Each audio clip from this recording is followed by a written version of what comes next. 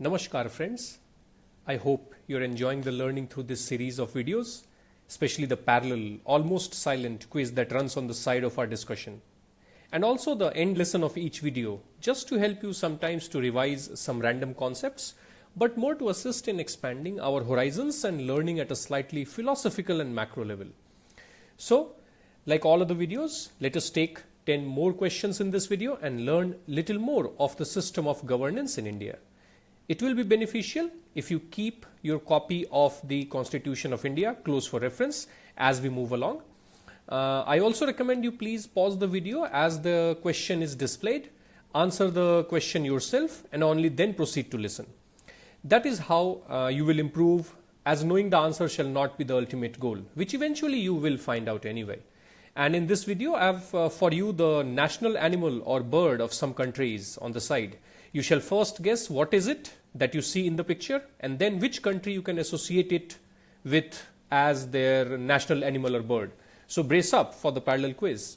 And before we take the first question here, if you wish to take all the 500 questions in this series as a quiz or downloadable PDFs, then join the Telegram channel. The description has the link for that. Alright, so let us take the first question, and that is the judges of the Supreme Court are paid a salary as determined by. A normal guess would also tell you easily, and also it's a provision of Article 125 anyway, that the salary is decided by the Parliament. President of course will not decide their salaries, and the pay commission is for the bureaucrats, the civil servants, the servants of the government that way, and the collegium, of course, how can judges decide their own salary? Okay, so that should not have been that difficult, and yeah, good, 70% of you did get the idea behind this. I hope you did recognize the emu of Australia. Similarly, you'll see more pictures in the coming videos, the coming slides. So the next question we have, the right to information under the RTI Act 2005 includes the right to. So, this is a very important right that a lot of discussion goes around in our country, Right to Information Act. And we should know what exactly is the right to information here. What is the right of the citizen? Of course, it's a right of the citizen only. So I thought I'll bring to you all the rights as it is written in the Act. So if you see the Section 2 and subsection J, so that is under Section 2 of the RTI Act, it very clearly defines that right to information means inspection of work documents, taking notes, extracts, certified copies, etc., taking samples that are certified, and obtaining information in terms of some electronic mode where such information is stored in a computer, etc. This is what the right to information is.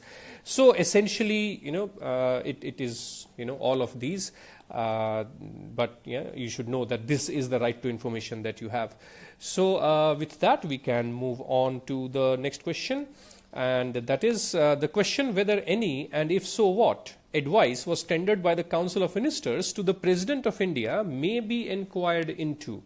Well, I hope you have read Article 74 thoroughly, and clause 2 there very clearly says that the advice, if any and what so, cannot be inquired in any court of law. So actually none of these can put that question on the Council of Ministers advice. However, in this regard, if you have understood some of the provisions that were taken up in SR Bommai case of 1994, where a lot of things did happen regarding Article 356, the misuse of Article 356, and guidelines have now been set.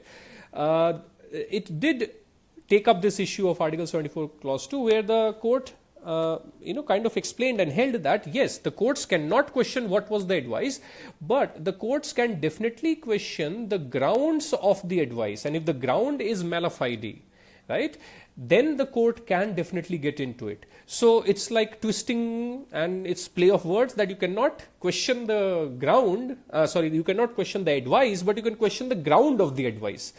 The court, gets the way it wants anyway in our country. So it's just some nuances here. Just make sure you never get caught in these kind of questions. Okay, so the next question we have is, which of the following classifications are used in the Constitution of India for the fundamental rights? Okay, so there are three, and combinations are possible in these three categories or these three classifications mentioned here. I'm sure all of us know that there are essentially six fundamental rights provided in the Constitution of India.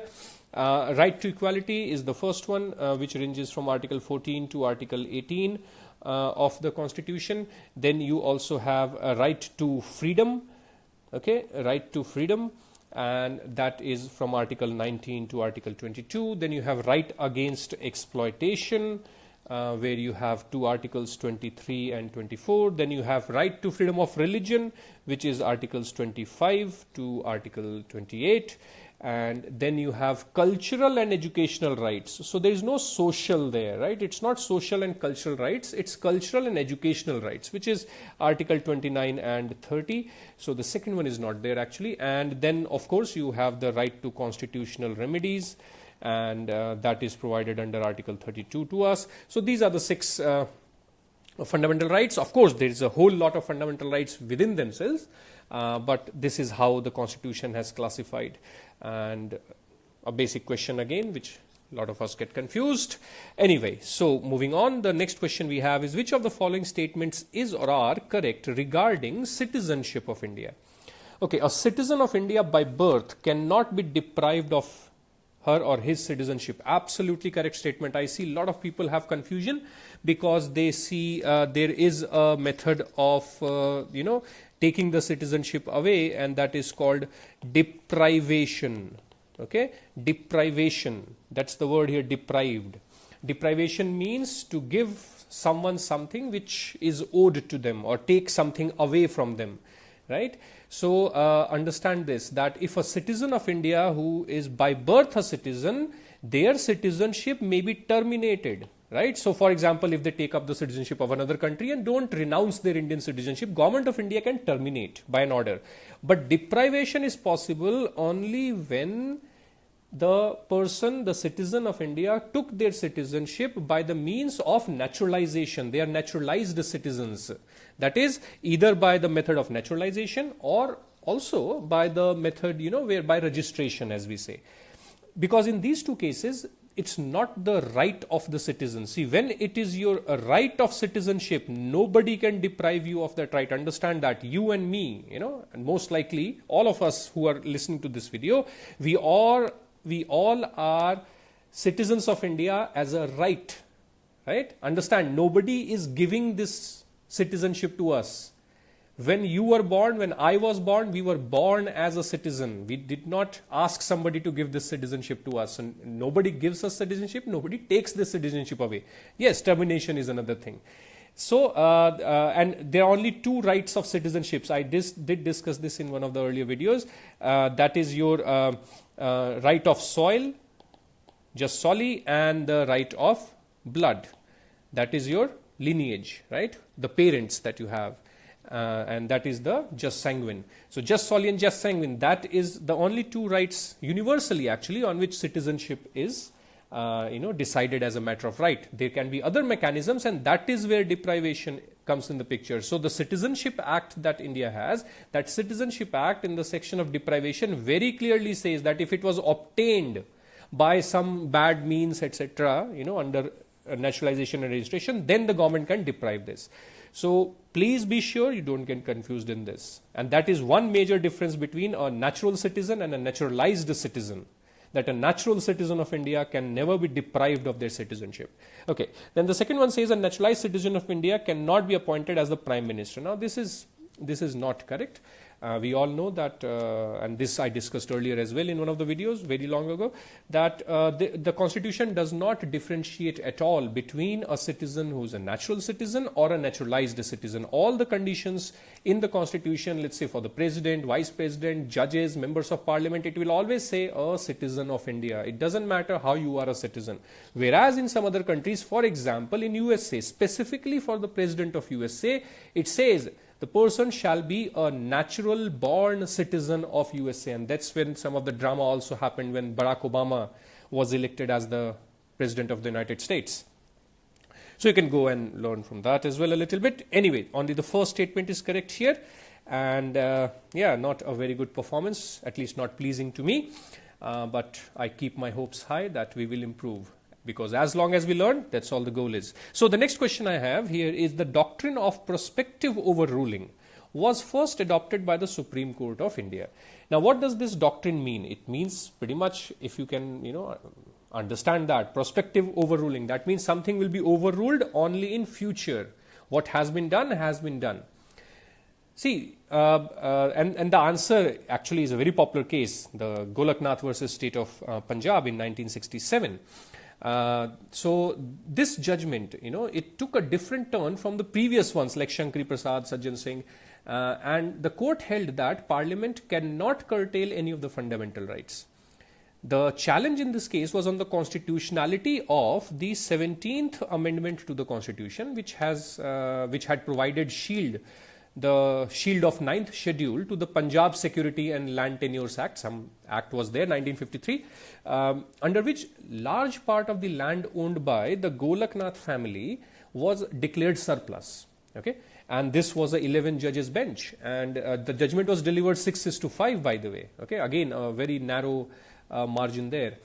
This is where Chief Justice K. Subba Rao first invoked, for the first time in India, the principle of prospective ruling. That is, the court held the 17th Amendment as valid.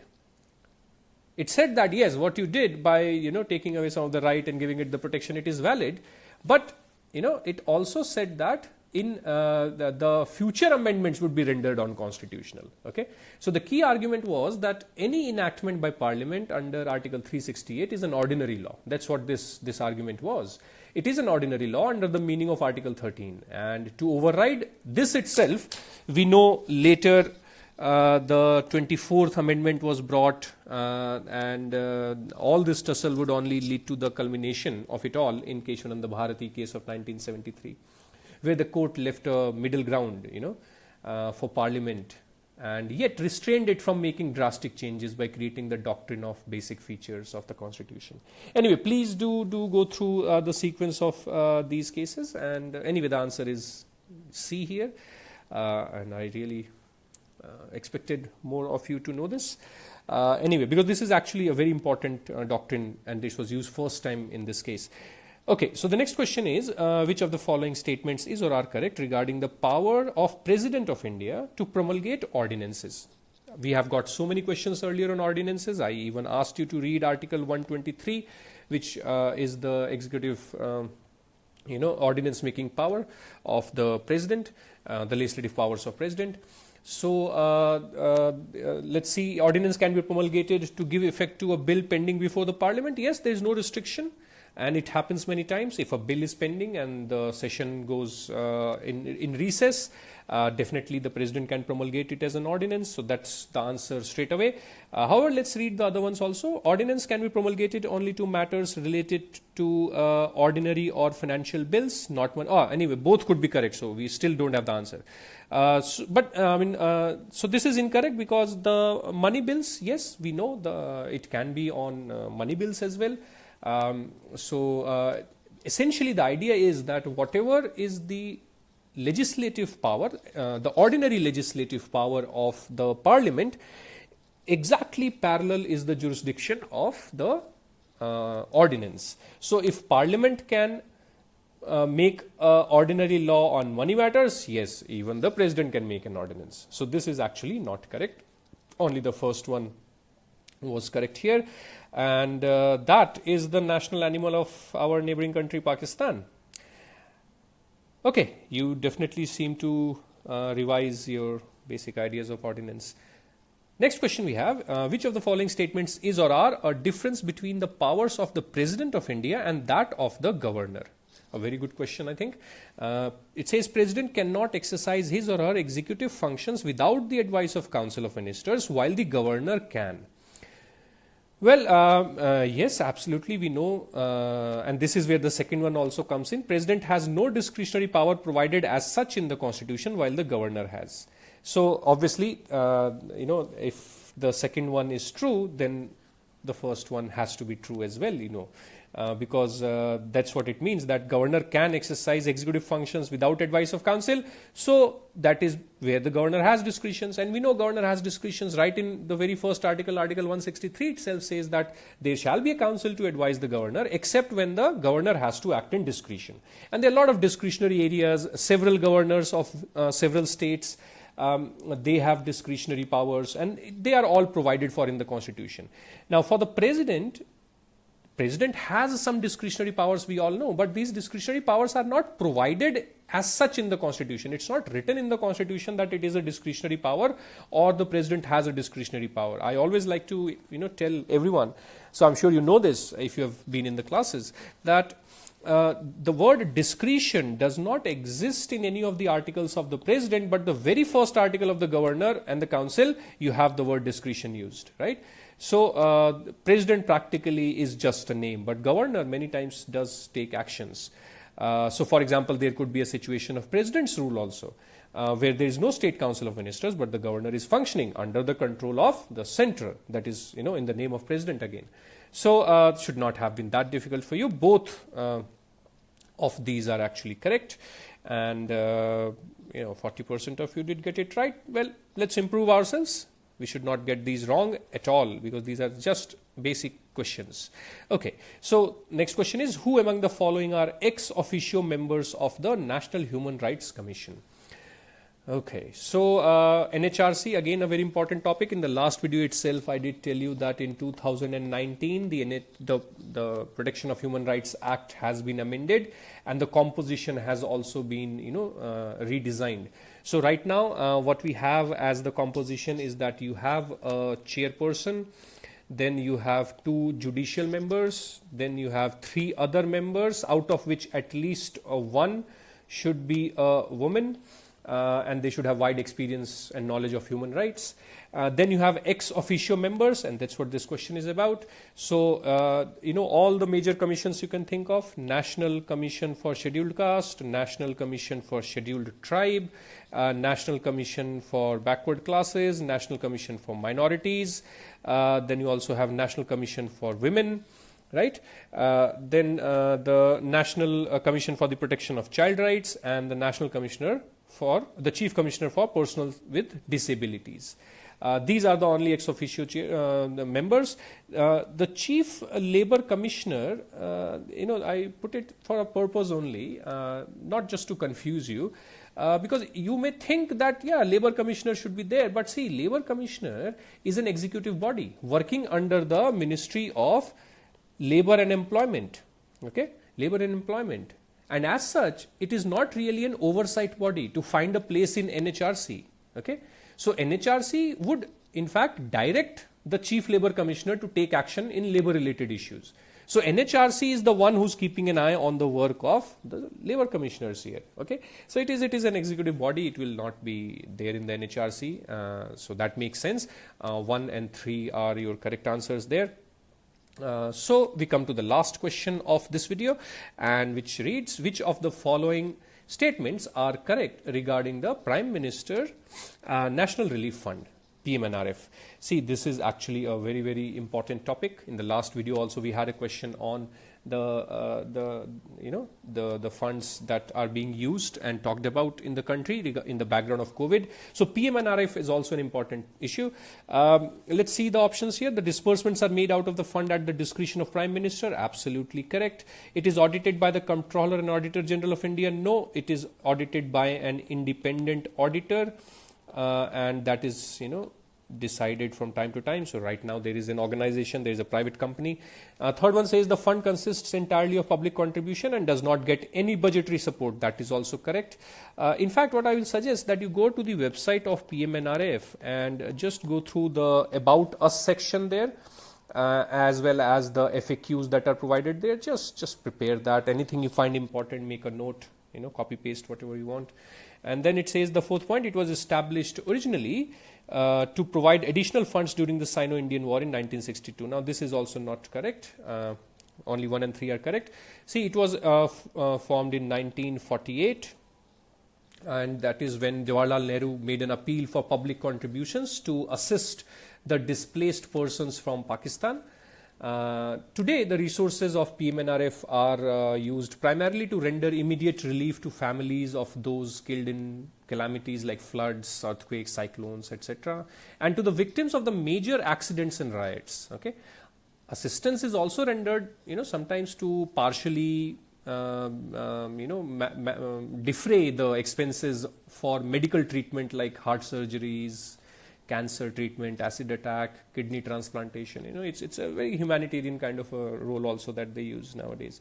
Anyway, as I told you, please go and make your own short note on this fund. I hope you recognized the unicorn there, and you must have been able to figure it out also looking at the flag. That is Scotland.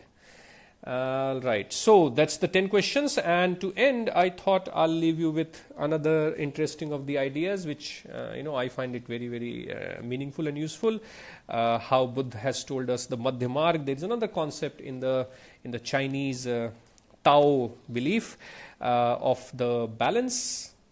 This is the yin and yang symbol. Well, you can read more on this yourself as well. Essentially, this is something which I've realized over time, that the biggest talents leadership has to have today is to carry opposing thoughts at the same time. You'll have conflicting ideas, and to be able to make sense out of it itself is the task of leadership and perhaps human life. So spend time on this, learn more, and I'll see you with 10 more questions very soon. Till then, thank you very much. Study well.